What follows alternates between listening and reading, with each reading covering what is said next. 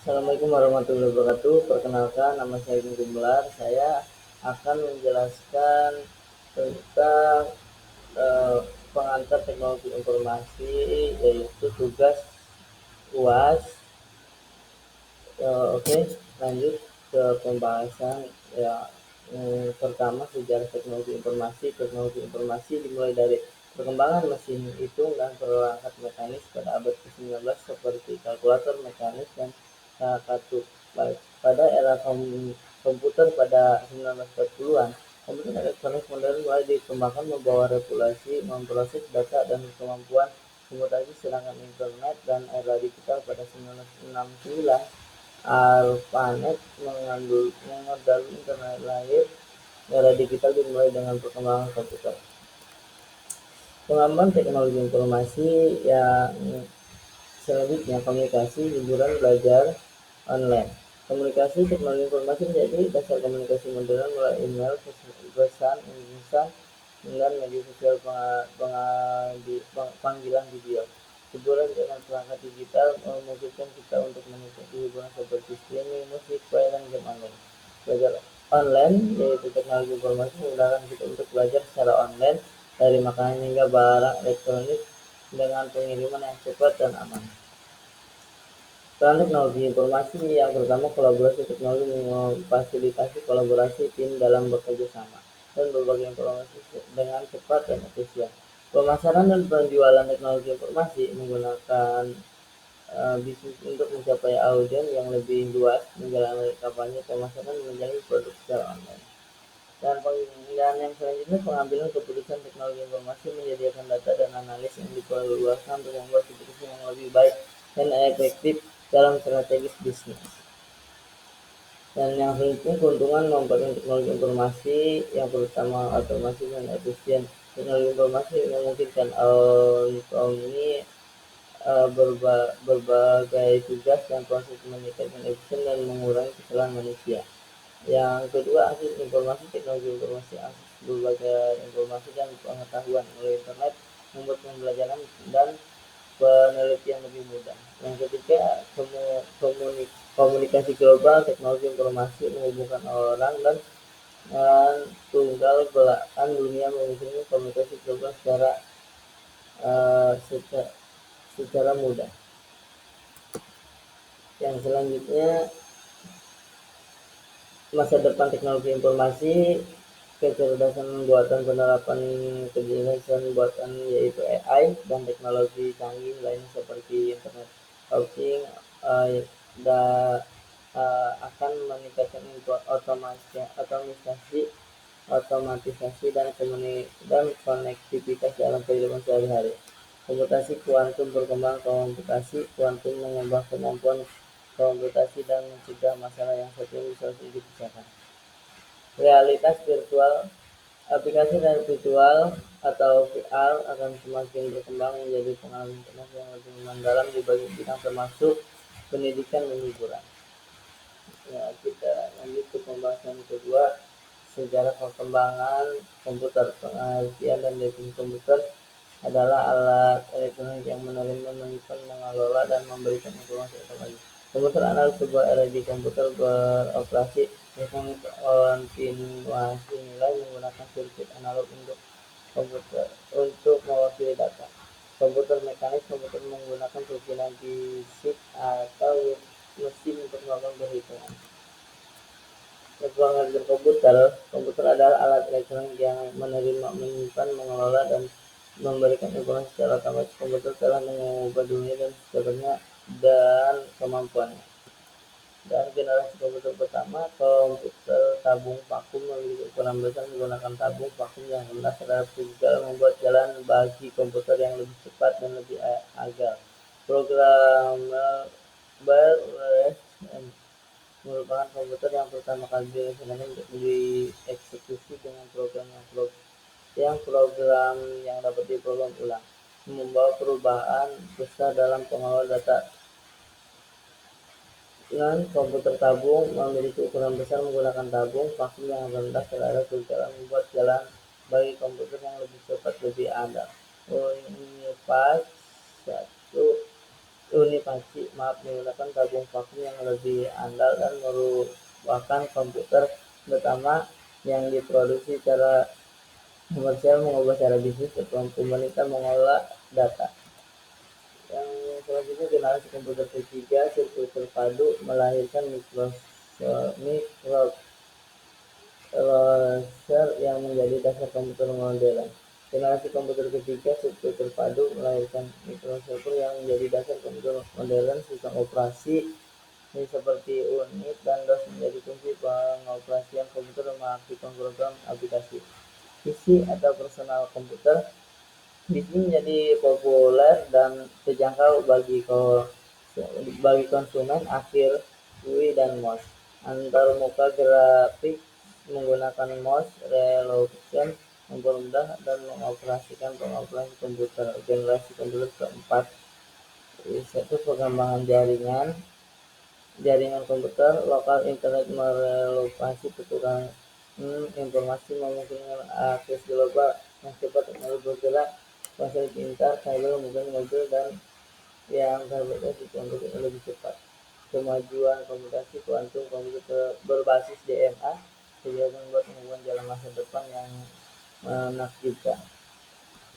Yang selanjutnya adalah belajar keras mekanis kerja komputer yaitu kerja komputer, inti dari komputer, ya, dan buzzword memori komputer, pahami tentang fungsi dan memori yang digunakan dalam sistem komputer, alat input, out, keyboard, print, monitor, dan mouse. Alat penyimpanan yaitu hardware, ya, dan yang selanjutnya SSD atau flash disk. Yang selanjutnya sistem komputer, komponen, sistem operasi, dan perkembangan.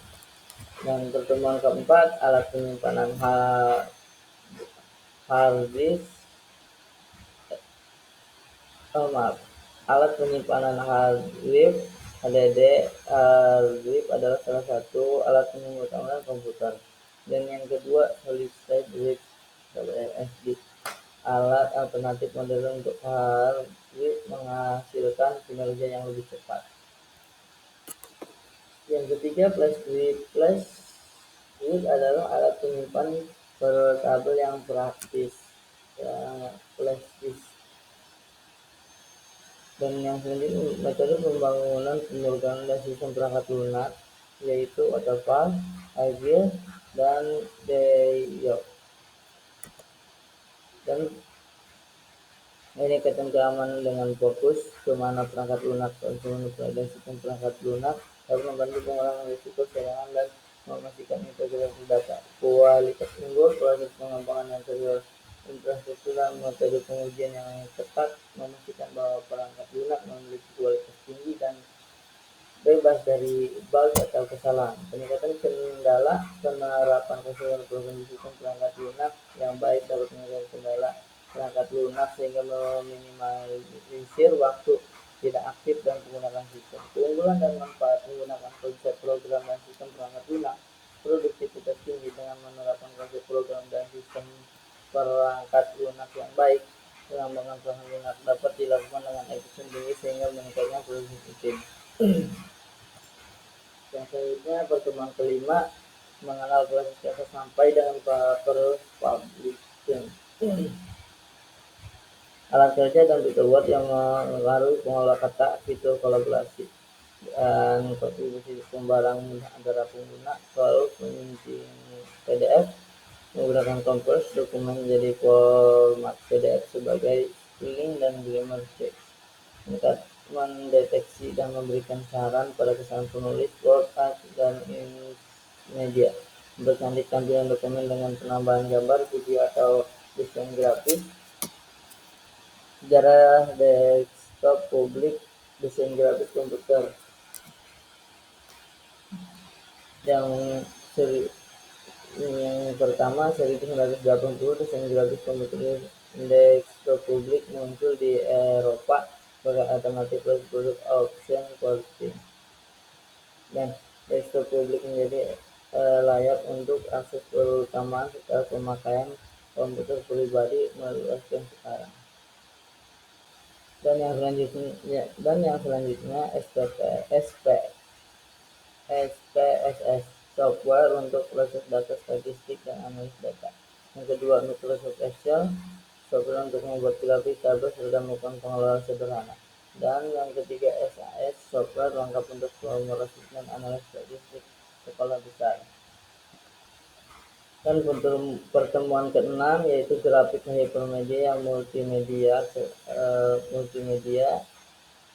Yang pertama, pengertian grafis yaitu komunikasi visual. Grafis adalah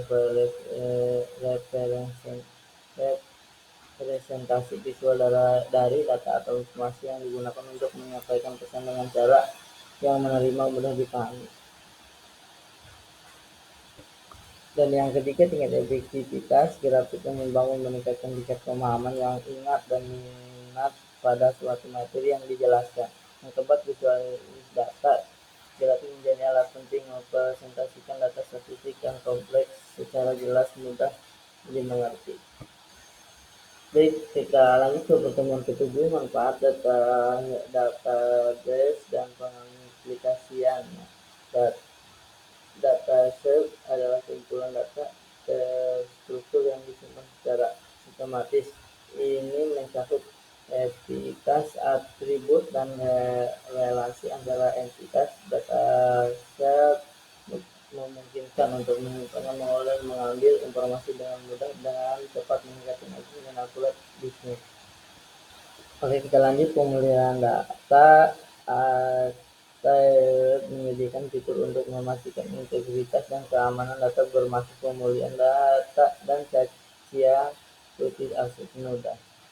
Database dapat memberikan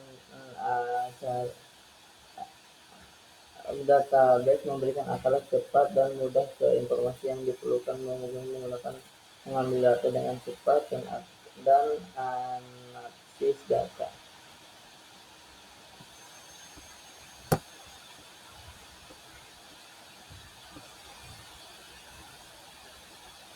Dan yang selanjutnya, banyak perusahaan menggunakan perangkat lunak seperti Adobe Design, Quality Express, dan Microsoft Public untuk memproduksi materi cetak dan rapi dan profesional. Spreadsheet sebagai alat pengelola data, laporan keuangan, menyajikan data keuangan dalam bentuk tabel sehingga mudah dipahami. Perencanaan bisnis, catat jadwal dan senam latihan, membantu kemajuan perawatan sehat. Rencana proyek, membuat jadwal dan rencana pemenuhan proyek dan data waktu. Software statistik, yaitu SPSS, software untuk proses data statistik dan analis data. Microsoft Excel, software untuk membuat grafis, tabel, serta melalui pengelola sederhana. SAS, software lengkap untuk analis statistik pada sekolah besar. Yang selanjutnya, pertemuan ke-8, pengantar jaringan komputer dan telekomunikasi, yaitu for optimal komunikasi efisien, temukan di email, komunikasi menggunakan pertukaran pesan, dokumen, dan media yang cepat dan andal. Kolaborasi yang digunakan singkatnya jelas sebagai email, memungkinkan kolaborasi tanpa batas antara anggota tim, mendorong produktivitas dan manajemen proyek dan manajemen. Konektivitas global, kami bagai email memungkinkan komunikasi secara lintas benua, menjembati kesenjangan antara individu dan bisnis di seluruh dunia. Pertemuan ke-9, mengenal internet, yaitu pengenalan internet adalah jaringan global menggunakan komputer dan perangkat digital yang secara di seluruh dunia, memungkinkan pertukaran informasi komunikasi yang cepat, efisien. Dan yang selanjutnya, awal mula internet, pengembangan protokol TCP atau AIS pada tahun 1970-an. Protokol TCP atau AIS dikembangkan menemukan jaringan komputer yang berbeda untuk saling terhubung. Kelahiran ARPANET. Internet berawal dari ARPANET pada tahun 1969, dikembangkan oleh Departemen Pertahanan AS untuk tujuan komunikasi militer. Lahir WWW pada tahun 1990-an. Tim Berners-Lee memperkenalkan World Wide Web yang memungkinkan pengaksesan informasi melalui hyperlink, dan browser web. Dan selanjutnya, perkembangan teknologi internet. Secara teknologi data, teknologi internet terus berkembang dengan peningkatan cepat streaming video, kompresi video, dan pertukaran file yang lebih cepat. Perangkat terhubung ke smartphone, kabel, dan perangkat internet optik atau cloud memungkinkan konektivitas di mana memudahkan akses informasi dan komunikasi. Komputasi awal, pengembangan komputasi awal memungkinkan penyimpanan proses pemrosesan data secara online, meningkatkan leksi dan efisien. Dan pertemuan 10 memahami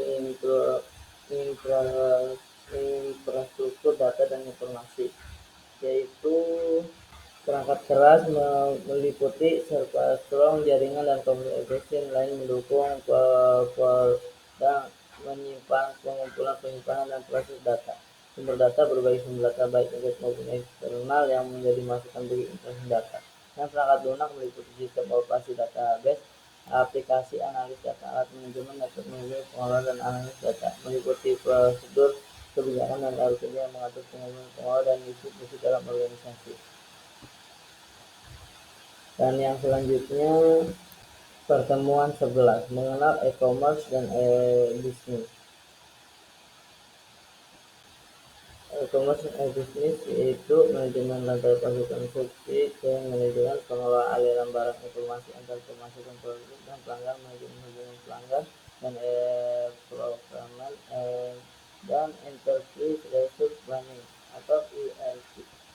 Yang pertemuan 12, perencanaan sistem yaitu perencanaan sistem adalah proses perencanaan yang menentukan spesifikasi dan suatu sistem yang akan dibangun atau diubah dengan tujuan untuk memenuhi kebutuhan dan tujuan tertentu. Proses ini misalnya berbagai langkah yang diperlukan untuk memahami, mengembangkan, dan mendokumentasi kebutuhan serta solusi yang diimplementasikan dalam sistem. Contoh perencanaan sistem: manajemen inventaris. Jika di sebuah perusahaan ingin membangun sistem manajemen inventaris, langkah-langkah perencanaan sistem kemungkinan melibatkan pengumpulan kebutuhan dan staf gudang dan manajemen lapangan. Jadi pelayanan bagian arsitektur sistem bukan operatif awal, mengembangkan dan menguji sistem, memasang sistem di produksi, dan memberikan baterai kepada pengguna. Sistem informasi akademik, contoh yaitu adalah perencanaan sistem informasi akademik untuk sebuah universitas. Langkah-langkah meliputi kebutuhan dari dosen, mahasiswa, staf administrasi, melakukan studi pelayanan, bagian arsitektur sistem, membuat prototip awal, mengembangkan dan menguji sistem, memasang sistem dan memproduksi, dan memberikan pelatih kepada pengguna. Mungkin itu saja yang bisa dijelaskan. Apabila ada kata-kata yang salah, mohon dimaafkan. Wabillahi taufiq wal hidayah. Wassalamualaikum warahmatullahi wabarakatuh.